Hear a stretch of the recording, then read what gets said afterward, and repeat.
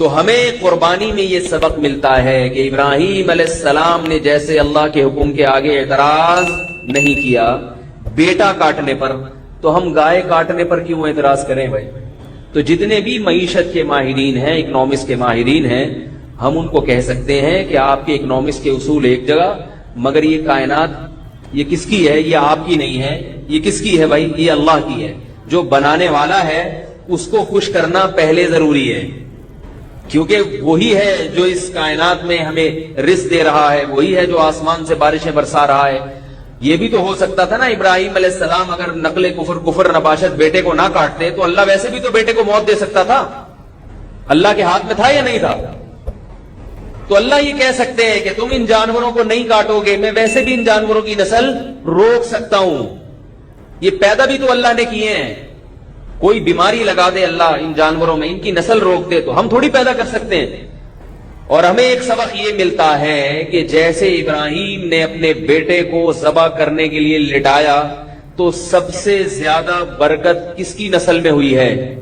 ابراہیم علیہ السلام کے اس بیٹے اسماعیل کی نسل میں ہوئی ہے سب سے زیادہ برکت۔ اسی میں محمد صلی اللہ علیہ وسلم پیدا ہوئے، اور عجیب بات ہے کہ نبی نے فرمایا انا ابن الذبیحین، میں دو ذبیحوں کا بیٹا ہوں۔ محمد صلی اللہ علیہ وسلم نے فرمایا، ذبیح کہتے ہیں جس کو ذبح کیا جاتا ہے، یعنی میری نسل میں دو باپ ایسے ہیں جو اللہ کے لیے ذبح ہوئے ہیں۔ آپ کہہ سکتے ہیں ذبح ہوتے تو پھر پیدا کیسے ہوئے نبی صلی اللہ علیہ وسلم؟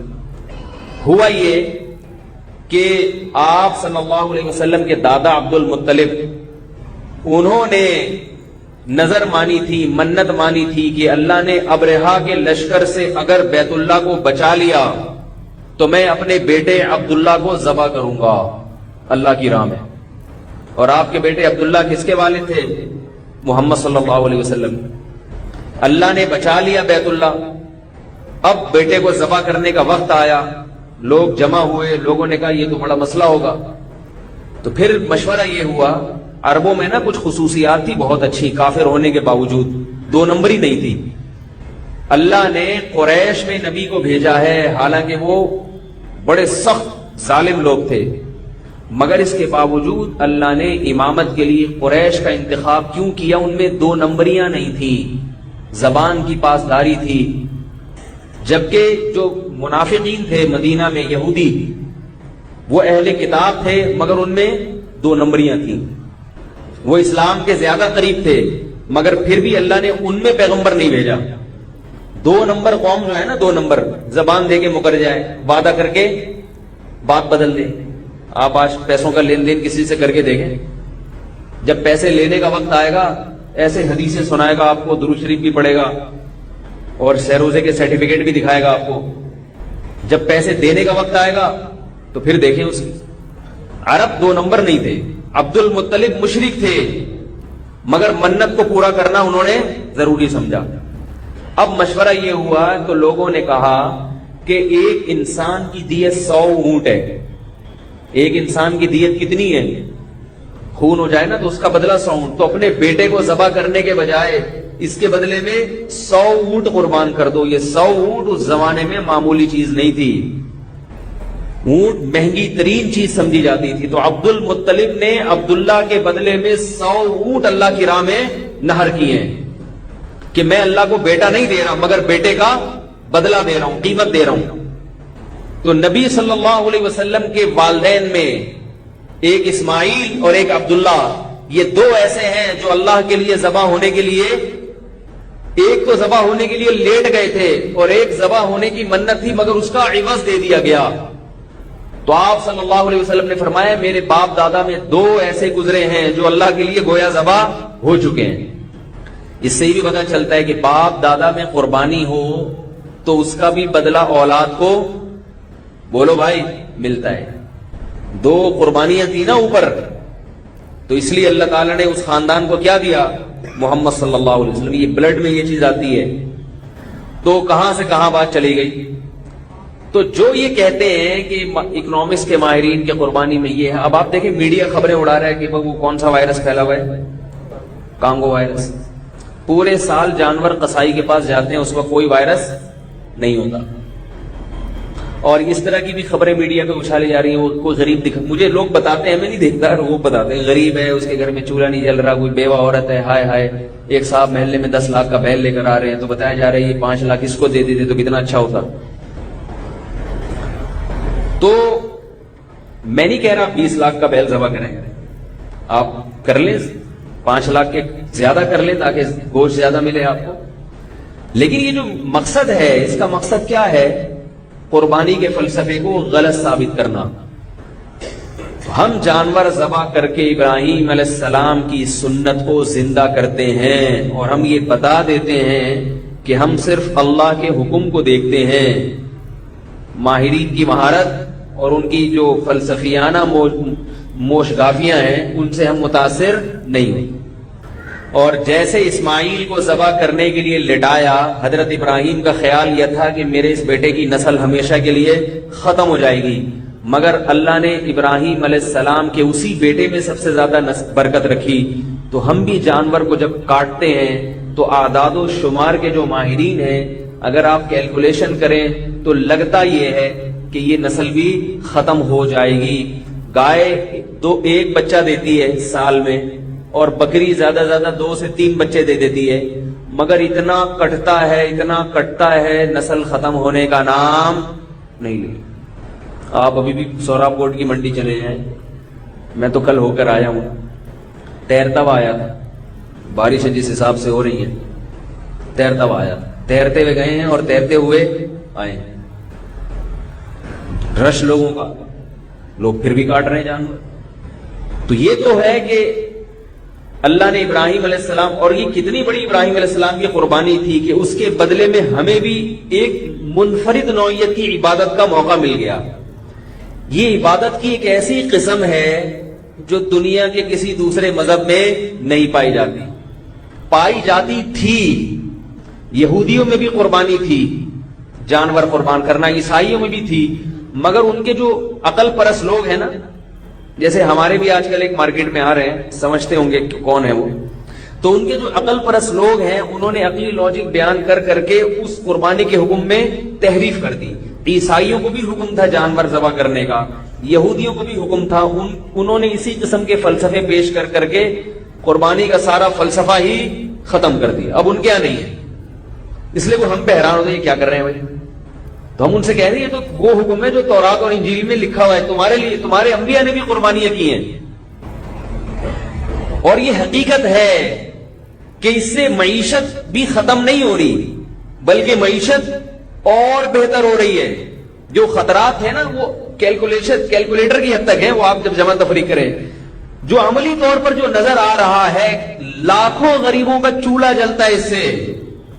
یہ جو منڈی میں لوگ کھڑے ہوئے ہیں جانور لا کے, یہ بیچارے اکثر ان میں قوم کے وہ پست لوگ ہیں کہ اگر جانور کی خریداری نہ ہو تو ان کے گھروں کا چولہا نہ جلے. میں 3-4 سال پہلے اندرون سندھ کسی گاؤں میں میرا جانا ہوا, تو کسی بیچارہ گنوار دیہاتی بالکل ان پڑھ جاہل, اس کے گھر میں گیا تو میں نے اس کا گھر بڑا اچھا دیکھا, بڑا اچھا گھر, اس کا ایئر کنڈیشن لگا ہوا ہے اور بہت اچھی ہنسی خوشی زندگی اس کی گزر رہی. میں نے کہا تمہیں آتا تو کچھ بھی نہیں ہے, تم اتنا پیسہ کہاں سے کماتے ہو؟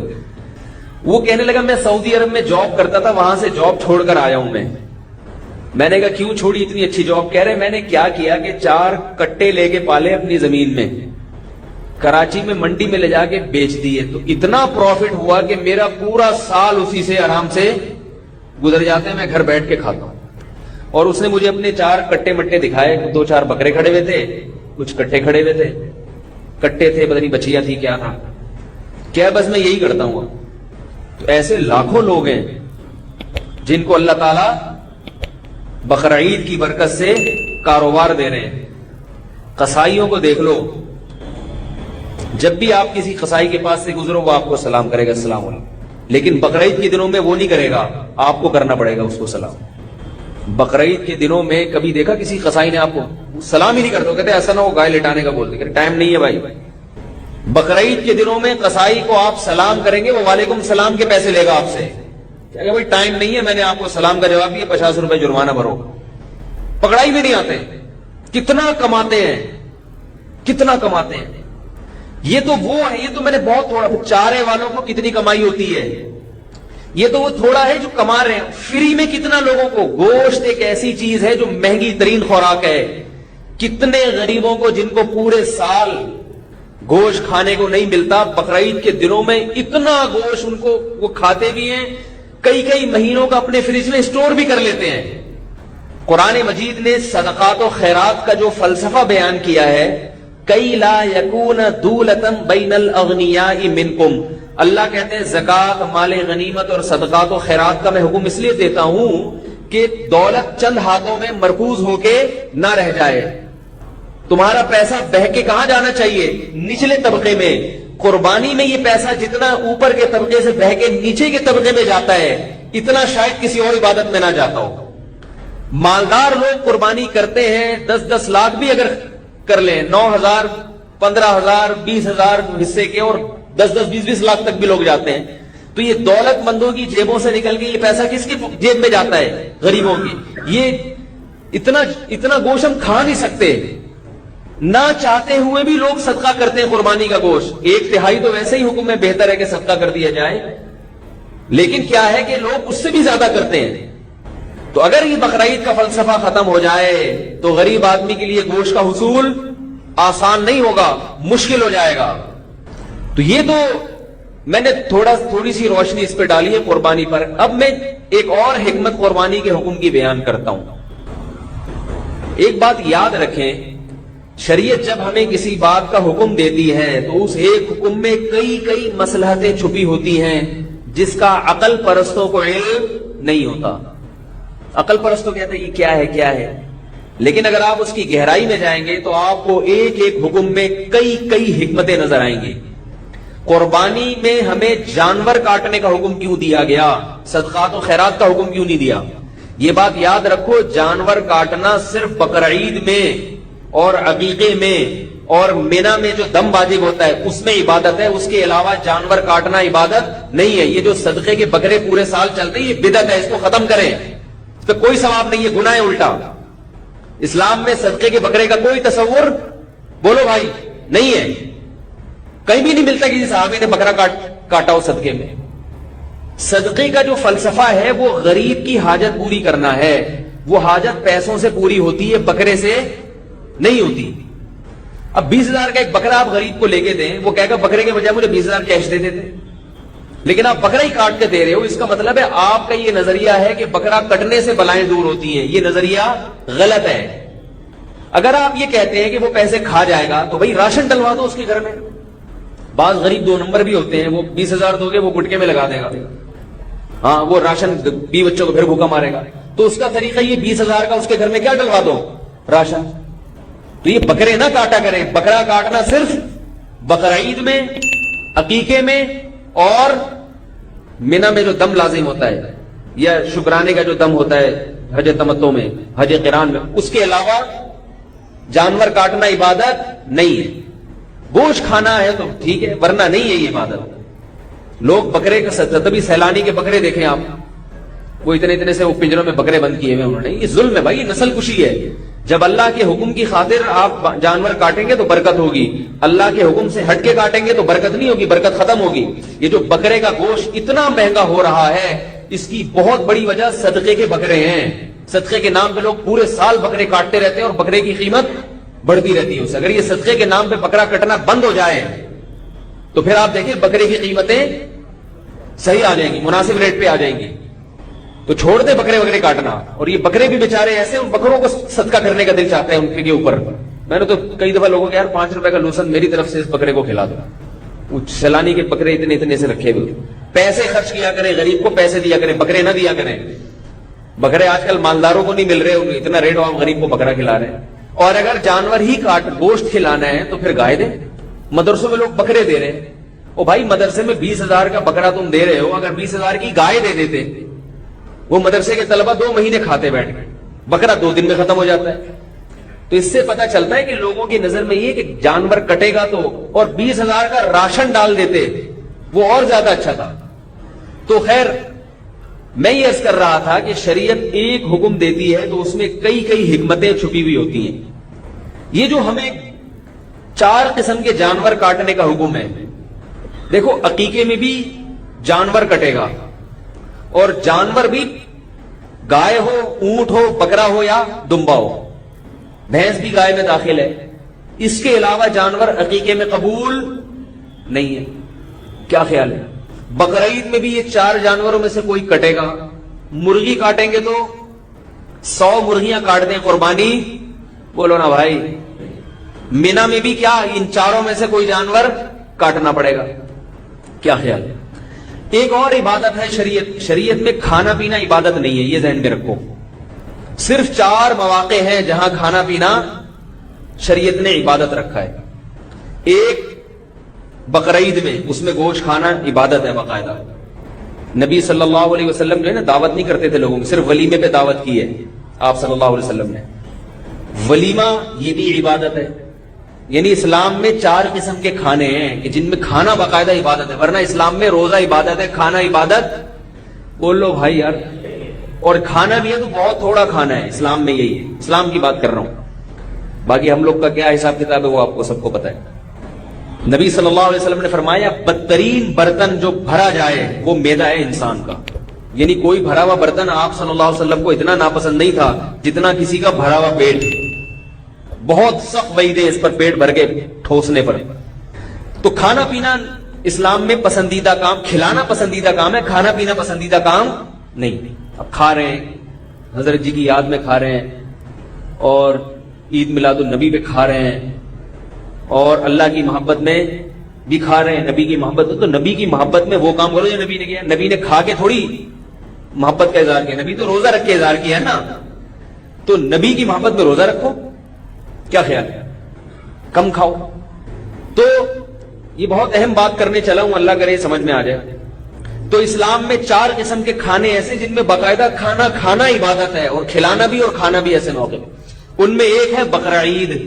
کیا خیال ہے نا اس میں؟ تو نبی صلی اللہ علیہ وسلم نے گوشت اس کا شوق سے تناول فرمایا, اور بقرعید میں آپ صلی اللہ علیہ وسلم کچھ بھی نہیں کھاتے تھے اس وقت تک جب تک قربانی کا گوشت نہیں. یعنی کیونکہ اللہ کی طرف سے دعوت ہے, آپ کا مہمان میزبان یہ چاہتا ہے نا کہ آپ جب اس کے دسترخوان پہ بیٹھے تو پہلے سے پیٹ آپ کا بالکل خالی ہو. تو آپ صلی اللہ علیہ وسلم صبح سے کچھ بھی نہیں کھاتے تھے, کیونکہ اللہ جب گوشت کھلا رہے ہیں تو آپ چاہتے تھے کہ میرا معدہ بالکل خالی ہو, اس گوشت کو رغبت سے کھا سکوں میں. کسی نے دعوت کی اور آپ پیٹ بھر کے چلے گئے, اب آپ 2 نوالے لے کے رک گئے, تو وہ جس نے دعوت کی اس کو غصہ آئے گا کہ نہیں آئے گا؟ تو اس لیے یہ جو نبی نے صبح کچھ نہیں کھاتے تھے نا, اس لیے تاکہ رغبت سے کھائیں.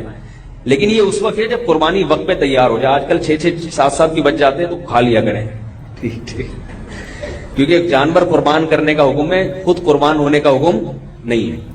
تو اگر جلدی ہے 10-11 بجے تک گوشت تیار ہو جائے گا تو بھوکے رہیں. اگر اس سے بھی دیر ہو رہی ہے تو 2 نوالے کھا لیا کریں, کیونکہ پھر اتنا زیادہ وہ عید کا دن بھی ہے نا, یہ بھی تو دیکھنا ہے. تو اور اگر کوئی برداشت کر سکتا ہے شام تک کچھ بھی نہ کھائے تو ثواب کی بات بہرحال یہی ہے, کچھ بھی نہ کھاؤ. پہلا نوالا کون سا اترے؟ قربانی کے گوشت. تو ایک کھانا عبادت ہے کب؟ قربانی میں. دوسرا کھانا عبادت ہے عقیقے میں, ٹھیک ہے نا, عقیقے میں حکم ہے کھاؤ بھی کھلاؤ بھی. تیسرا جو حج تمتع میں اور حج قران میں قربانی کرتے ہیں اس میں بھی حکم ہے کھاؤ, وہ بھی قربانی ہی ہے, تو اس کو ہم بقرعیدی میں ڈال دیتے ہیں. تو اور چوتھی عبادت ہے ولیمے میں. ولیمے میں بھی حکم ہے اولم ولو بشاتن, فرمایا ایک بکرا ہی کیوں نہ ہو ولیمہ ضرور کرو. اس میں بھی تذکرہ کس کا آ گیا؟ بکرے کا, یا گائے کر لو اس میں.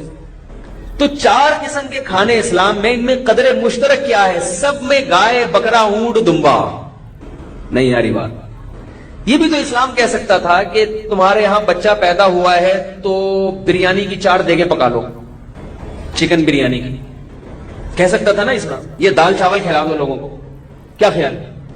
بقرعید پہ اللہ کہتے ہیں قربانی کرنی ہے تو 100 مرغیاں کر دو, یا لوگوں کو ویسے ہی جمع کر کے خود بھی کھاؤ اور مسور کی دال اور دال چاول کھلا دو, خود بھی کھاؤ پبلک کو بھی کھلاؤ.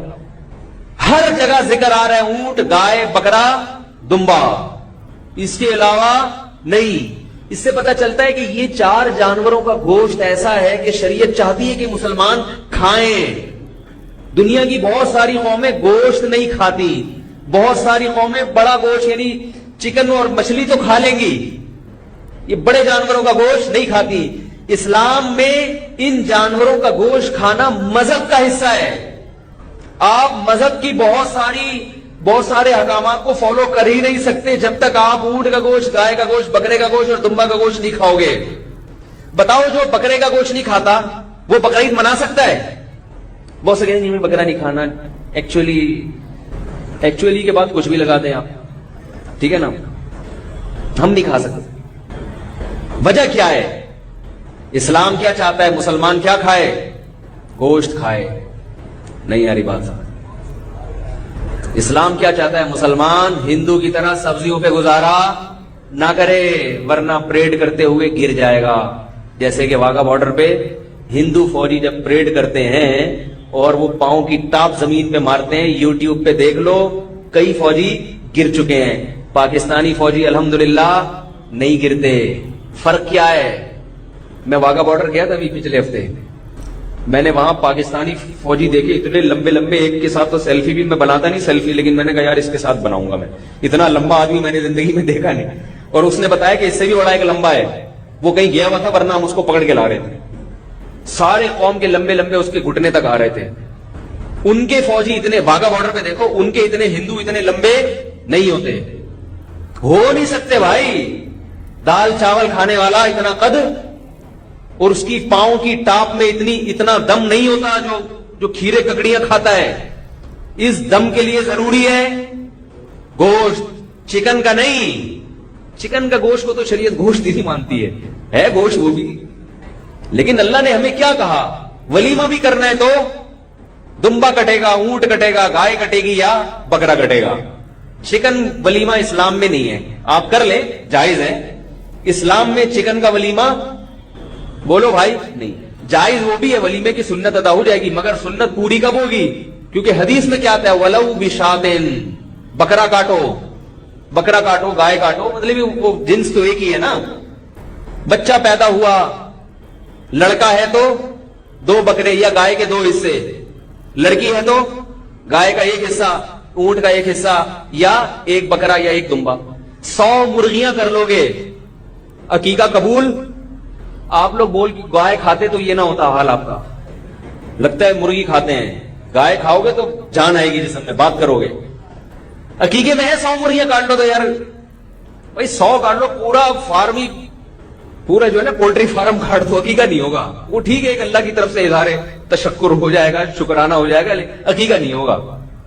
وجہ اس کی ہے کہ یہ جو 4 قسم کے جانور ہیں نا، ان کے گوشت میں جو دم ہے وہ مرغی میں، کبوتر میں، فاختہ میں، بٹیر میں نہیں ہے. کسی ڈاکٹر سے پوچھ لیں ان کا جو پروٹین کا ریشو ہے اور اس میں جو گرمی ہے، شدت ہے، وہ دوسرے جانوروں میں نہیں ہے.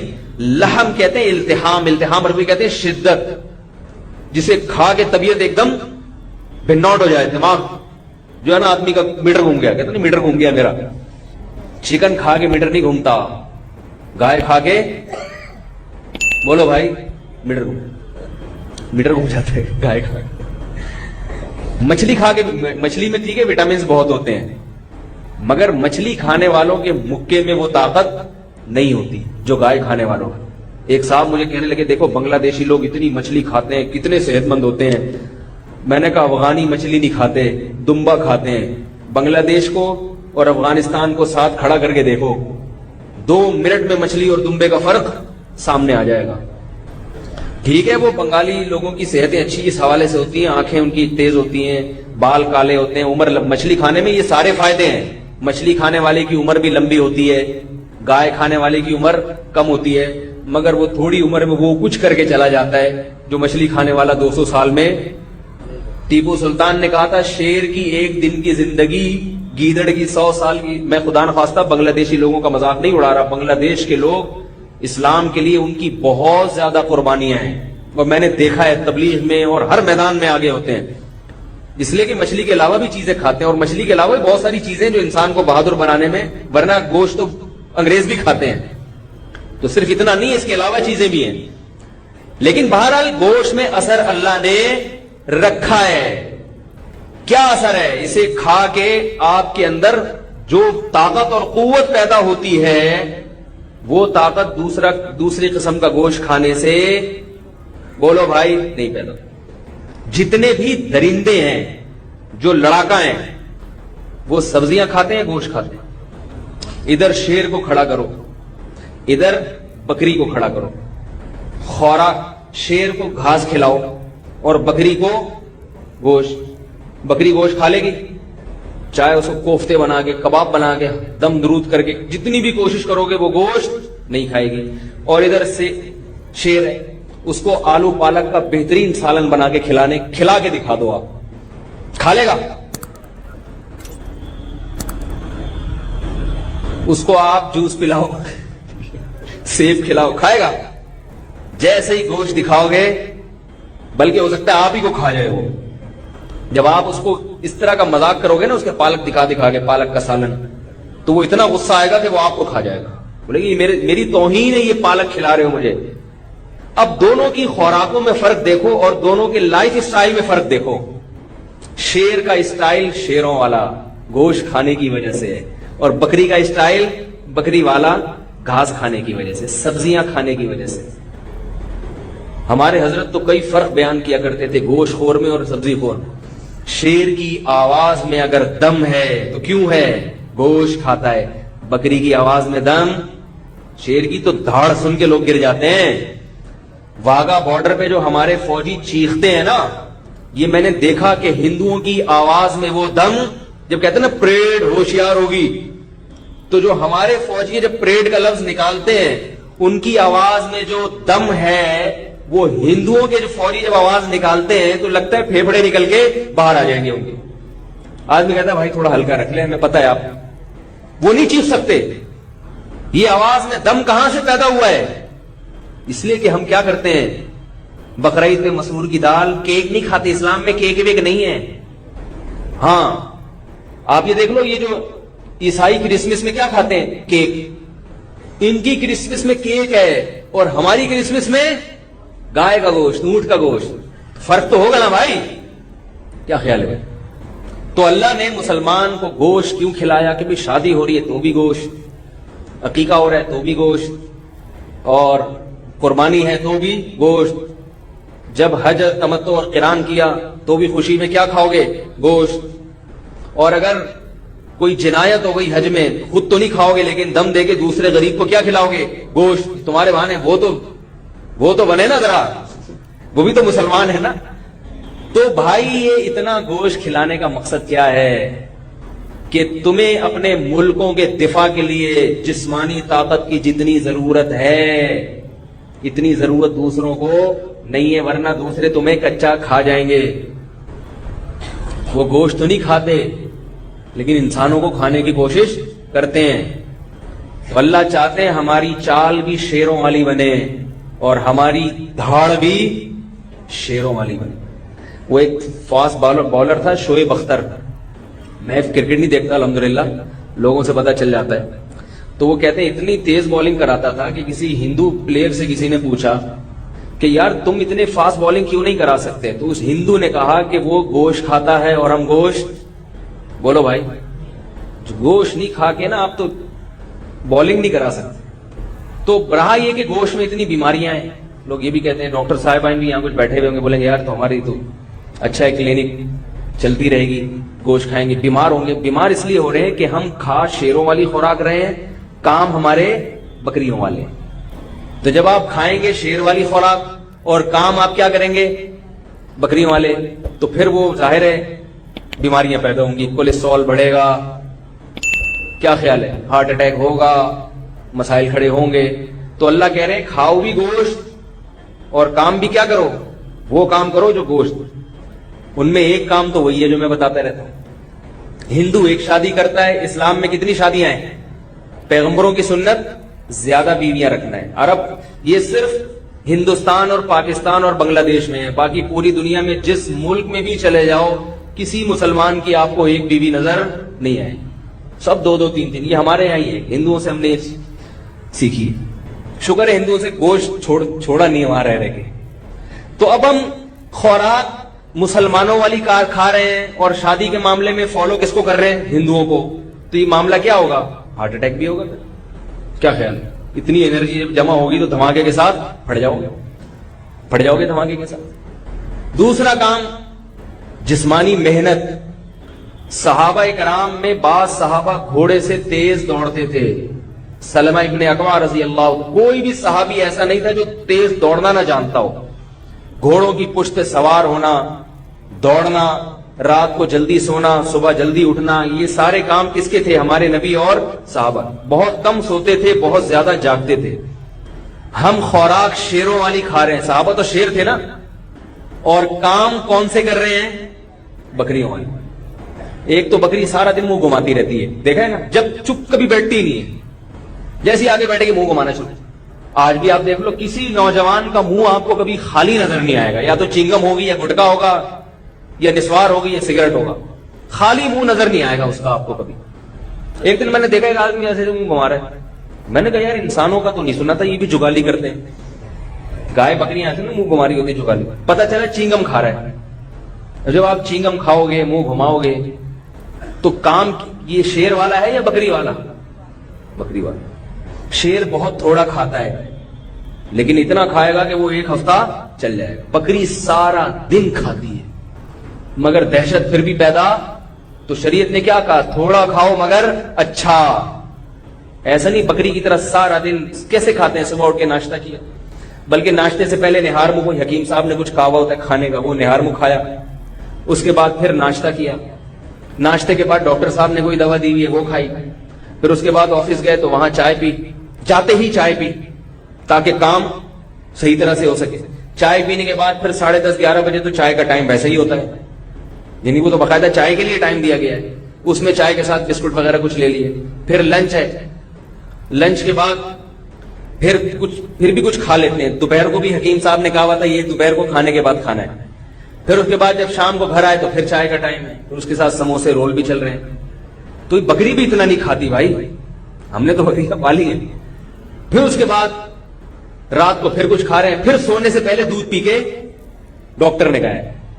ڈاکٹر کو اگر پتا چلے نا کہ یہ سارا دن یہ, پھر ڈاکٹر خدا کی قسم نہیں کہتا کہ آپ رات کو سونے سے پہلے, وہ سمجھ رہے سارا دن کچھ نہیں کھا رہے تو چلو رات کو دودھ پی کے سو جاؤ, پھر رات کو دودھ پی کے سو رہے ہیں. تو یہ خوراک بکریوں کی ہے, شیروں کی نہیں ہے. تو شیر والی خوراک بھی کھائیں, ہمیں شریعت کھلا رہی ہے, اور کام بھی کون سے کریں؟ شیر والے. اپنے ملک اور مذہب کے دفاع میں شیر بننے کی کوشش کریں, آواز میں گرج پیدا کریں, جسمانی ورزش کریں, ایکسرسائز کریں, تیز چلنا سیکھیں, دوڑنا سیکھیں. ایک آرمی کے آفیسر سے میں کچھ دن پہلے مل کر آیا, بڑے ہینڈسم, اتنے ہینڈسم تھے کہ میں کھڑا ہوا تھا, ایک لڑکی آئی سیلفی بنا کے چلی گئی. یعنی وہ کھڑے ہوئے میرے ساتھ, ایک لڑکی دوڑتی اور جلدی سے ان کے میرے ساتھ نہیں, ان آفیسر کے ساتھ. تو وہ آفیسر مجھے کہہ رہے ہیں یار یہ بڑے مسائل ہیں ہم لوگ کے ساتھ, میں کھڑا ہوا اور یہ لڑکی سیلفی بنا کے چلی گئی, ایسی عجیب سی پرابلمس ہیں. تو میں نے ان سے مذاق میں کہا, میں نے کہا آپ لوگ کے ساتھ پرابلمس بھی کتنی اچھی اچھی ہوتی ہیں. اسی مذاق کیا میں نے کہا آپ لوگوں کے ساتھ جو پرابلمس ہیں وہ بھی کتنی اچھی اچھی پرابلمس ہوتی ہیں آپ لوگوں کے ساتھ. عام نوجوانوں کو پتا چلے وہ تو کہیں گے یار یہ پرابلم ہمیں دے دو. ٹھیک ہے, وہ کہنا نہیں یار یہ فیس بک پہ کہیں ڈال دے گی, میری بیوی دیکھے گی تو وہ بولے گی یہ میں. تو میں نے کہا بیوی کو بتا دو بھائی یہ پرابلم ہے میرے ساتھ, میں کیا کروں. تو میں نے کہا آپ ورزش کتنی کرتے؟ انہوں نے کہا صبح 1.25 گھنٹہ دوڑتا ہوں, صبح 1.25 گھنٹہ. یہ ہمارے آفیسرز ہیں.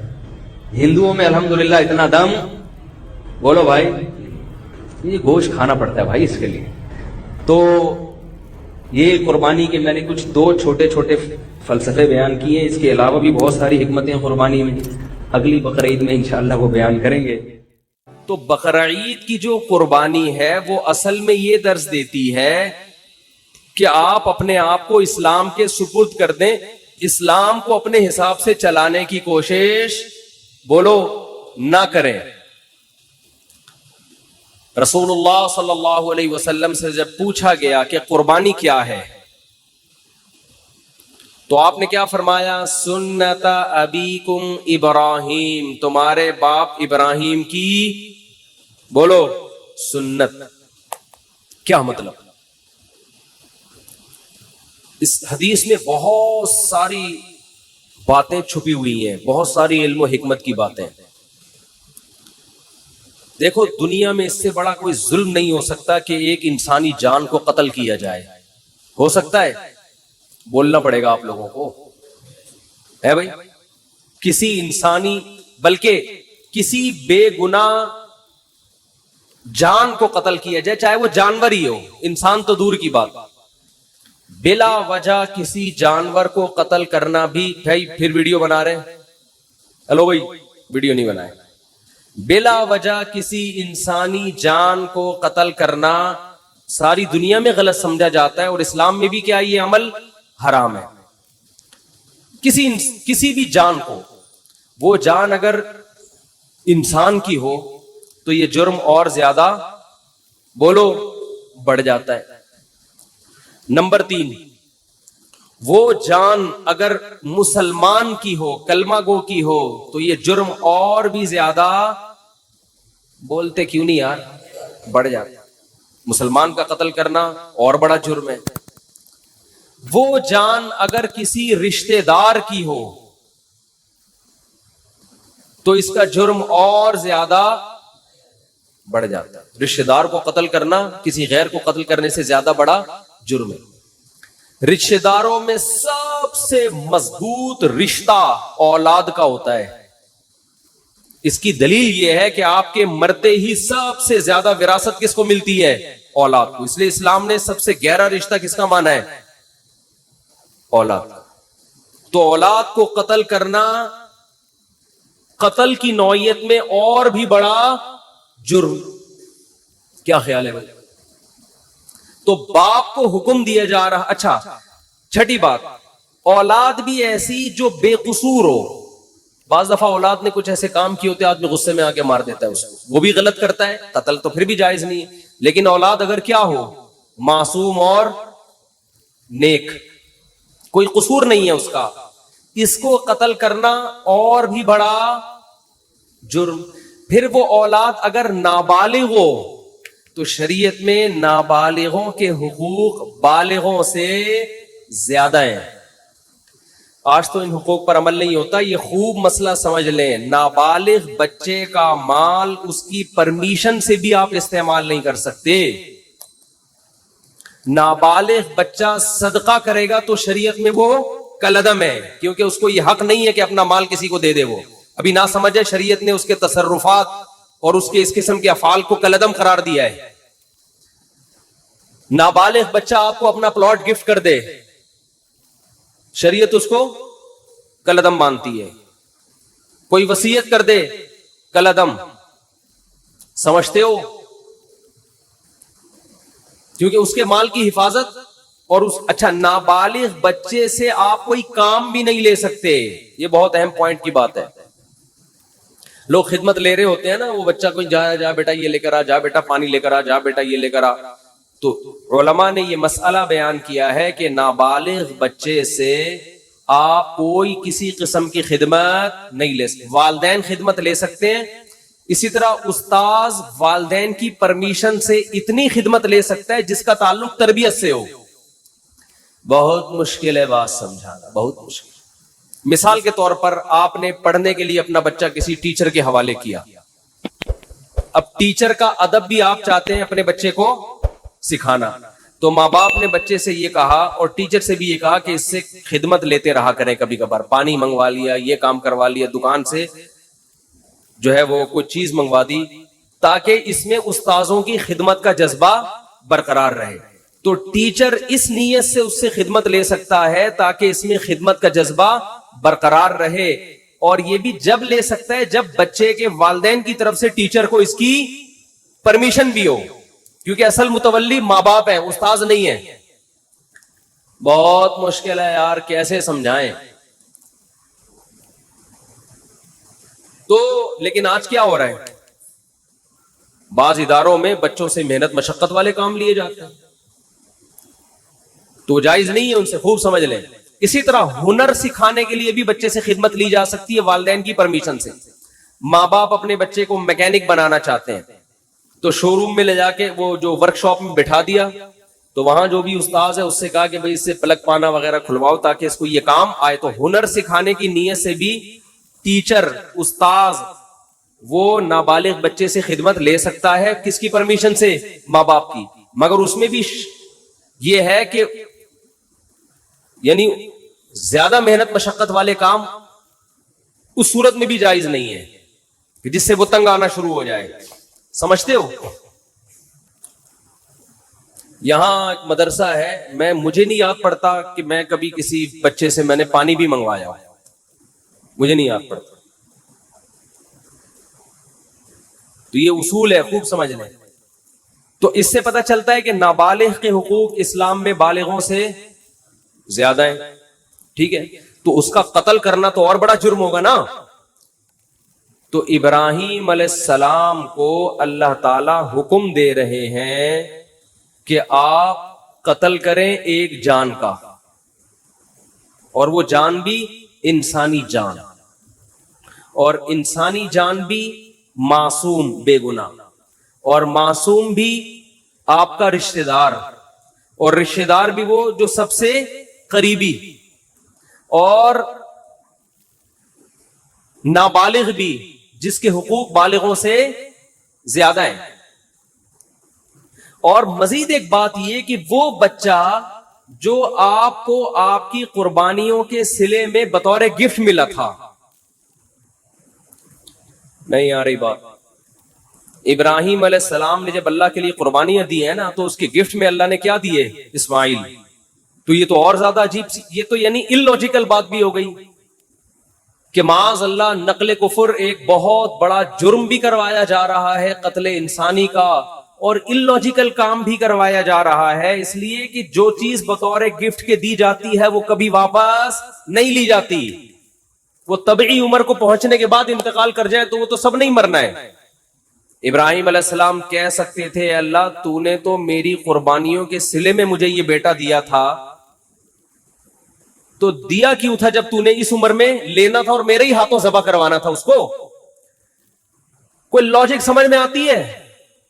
آپ لوگ کی سمجھ میں آ رہی ہے میرا خیال ہے, تو بول لو نہیں آتی سمجھ میں. کوئی آتی ہے سمجھ میں لاجک اس کی؟ بالکل illogical کام, بالکل illogical کام. لیکن ابراہیم علیہ الصلوۃ والسلام نے فوراً حکم کی تعمیل کے لیے تیار ہو. کیوں؟ اس لیے کہ اللہ جب کسی بات کا حکم دے دے تو وہ illogical بھی کیا بن جاتا ہے؟ بولو.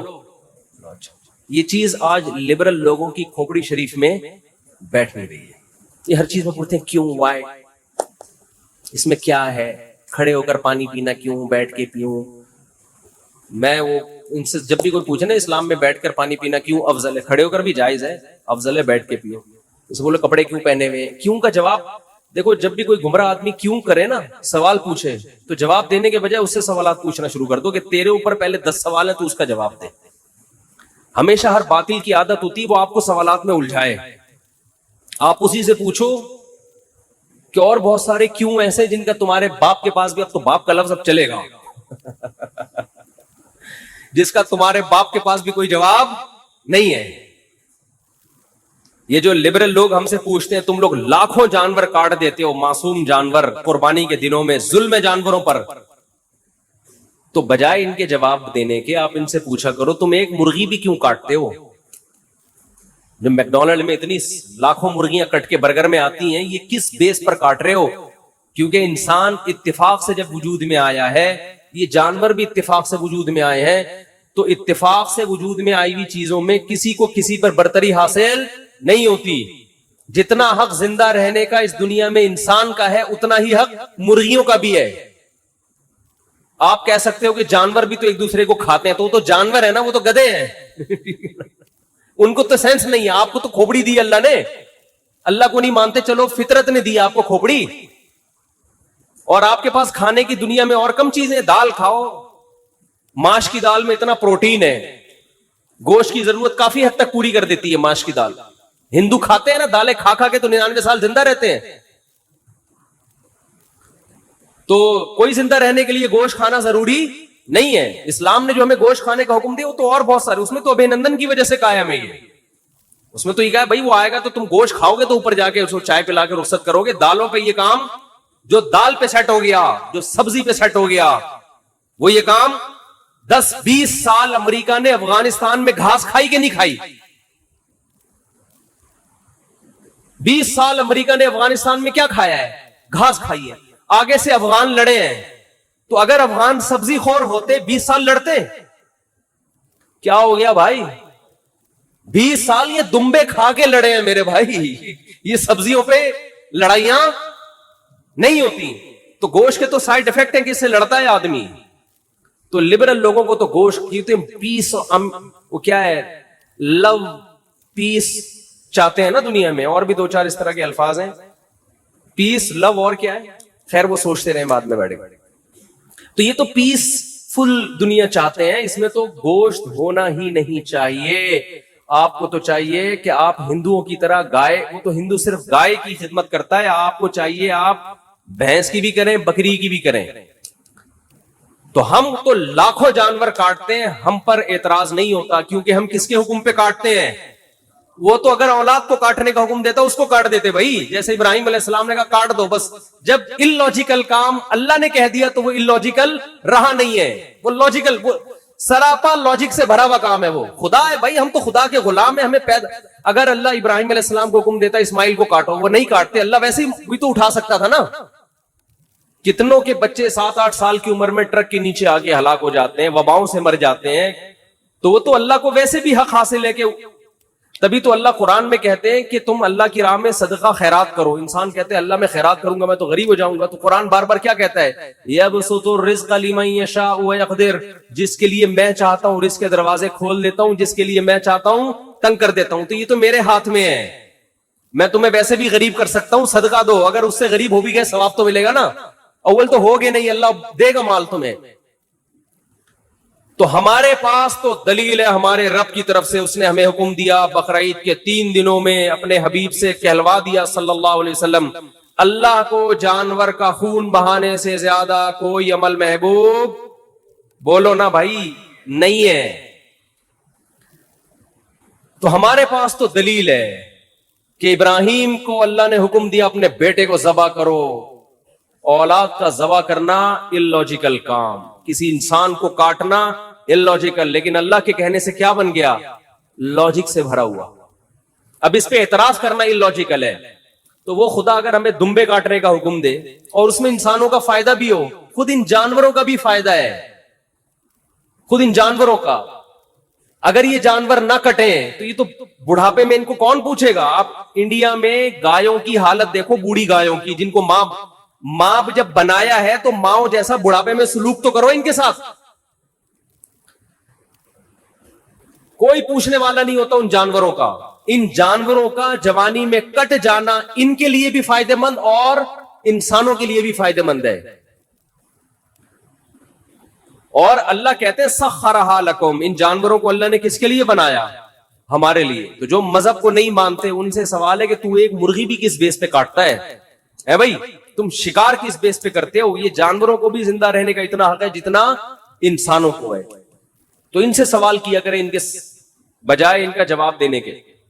تو ہم جو جانور ذبح کرتے ہیں, کیوں؟ کوئی ہم سے پوچھے کیوں, وجہ کیا ہے بھائی؟ کس نے حکم دیا؟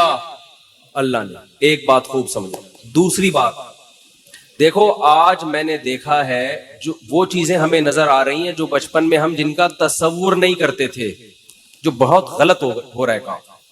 بقرعید کے جو ایام ہیں ان میں روزہ رکھنا کیوں حرام ہے؟ اس لیے کہ یہ گوشت اللہ کی طرف سے ضیافت ہے اپنے بندوں کے لیے. اس کا مطلب بقرعید میں ہمیں یہ گوشت کھانا چاہیے. یہ تکبر ہے گوشت سے اجتناب کرنا بقرعید کے ایام میں. میں حیران ہوتا ہوں, بقرعید کے دن دعوت کر رہے ہوتے ہیں لوگ, چکن کھلا رہے ہوتے ہیں, چکن بریانی پکائی ہوئی ہے. بھائی یہ تو بہت برا عمل ہے, مسلمانوں کا شعار ہے یہ قربانی کا گوشت. کس بیس پر آپ چکن پکا رہے ہو؟ کوئی پرہیز ہو کسی کو تو ایک الگ بات ہے, کہہ رہے جی مہمان زیادہ آ گئے تو چکن کھلا رہے ہوں. ہمارے نبی کھانے پینے کے شوقین نہیں تھے, بہت قناعت, جو کی روٹی, کھجور, وہ بھی 40 دن گھر میں چولہا نہیں جلتا. لیکن بقرعید کے دن آپ صلی اللہ علیہ وسلم قربانی کے گوشت کھانے کا اتنا اہتمام کرتے کہ بقرعید کے دن پہلا نوالا جو آپ کے حلق مبارک میں اترتا وہ قربانی کے گوشت کا کہ اللہ کی طرف سے ضیافت ہے تو ہم گوشت کا انتظار کریں گے. ہمارے ہاں لوگ گوشت کو گوشت کے طور پہ دیکھ رہے ہیں, اللہ کی ضیافت کے طور پہ نہیں دیکھ رہے, تو اس کو گوشت لے رہے ہیں.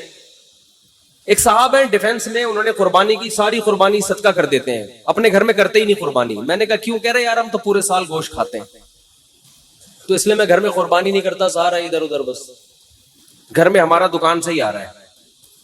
یہ بہت بری حرکت ہے بھائی. آپ کو اللہ اس لیے تھوڑی قربانی کروا رہے کہ پورے سال آپ جو بیچارے دال کھاتے ہیں تو وہ گوشت کھا لیں, اس لیے تھوڑی کروا رہے اللہ قربانی.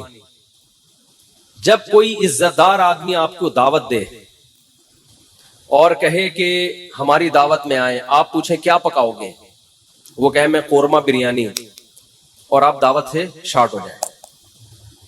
اگلے دن وہ فون کر کے پوچھ رہا ہے آپ میری دعوت میں کیوں نہیں آئے؟ آپ کہتے ہیں یار ہم تو صبح شام پیزا برگر کھانے والے لوگ ہیں, بروس کھاتے ہیں, یہ قورمے بریانی تو یہ ہمارے لیے کوئی اتنی ویلیو نہیں رکھتی, یہ تو ہم اپنے غریبوں کو کھلاتے ہیں.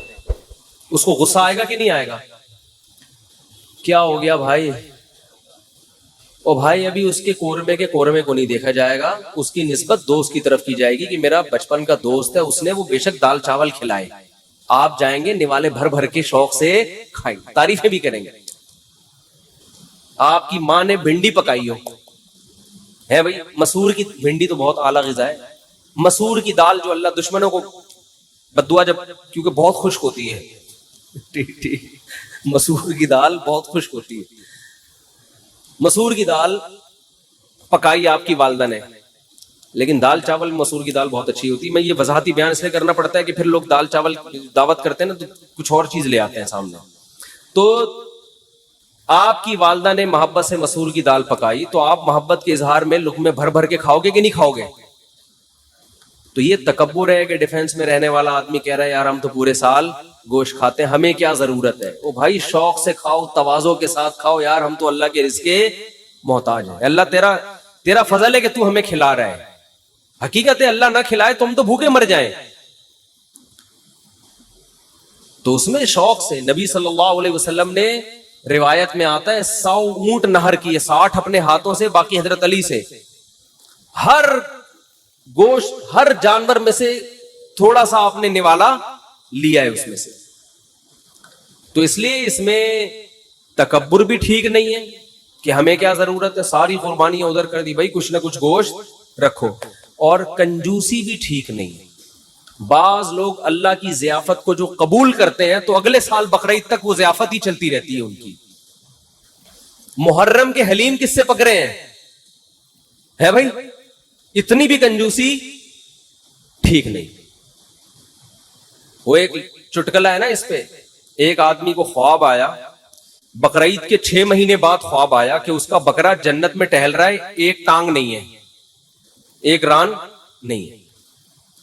اس نے پوچھا فرشتوں سے یہ کون ہے بھائی؟ اس نے کہا یہ تمہارا بکرا جو تم نے ذبح کیا تھا جنت میں. اس کا ٹانگ کہا, کہہ رہا وہ ابھی تک فریزر میں پڑی ہوئی ہے, وہ ابھی تک تمہارے, وہ جب پہنچے گی تو لگا دیں گے یہاں. سمجھ رہے؟ تو اتنی کنجوسی بھی ٹھیک نہیں. کھاؤ بھی اور کھلاؤ, رج کے کھاؤ تو رج کے کھلاؤ, لیکن رج کے کھانے میں اتنا ضرور ہے کہ گوشت اسی کو سوٹ کرتا ہے جو اس کو یوٹیلائز بھی کرے. تھوڑا سا ورزش ہو, محنت ہو, تو پھر تو گوشت کھائے انسان. زیادہ محنت کا کام نہیں ہے تو پھر اللہ کی ضیافت اتنی قبول کریں جتنی افورڈ کر سکتے ہیں. میرے بیان سن سن کے چربیاں کھا کھا کے پتہ چلا آغا خان میں پڑے ہوئے ہیں, لیکن کھائیں ضرور. اور ایک اہم بات یہ بھی کہ جو غریب آدمی ہے جسے پورا سال گوشت کھانے کو نہیں ملتا, وہ اگر قربانی کرتا ہے تو فقہا کہتے ہیں اس کے لیے اسٹور کرنا یہ صدقہ کرنے سے زیادہ بہتر ہے.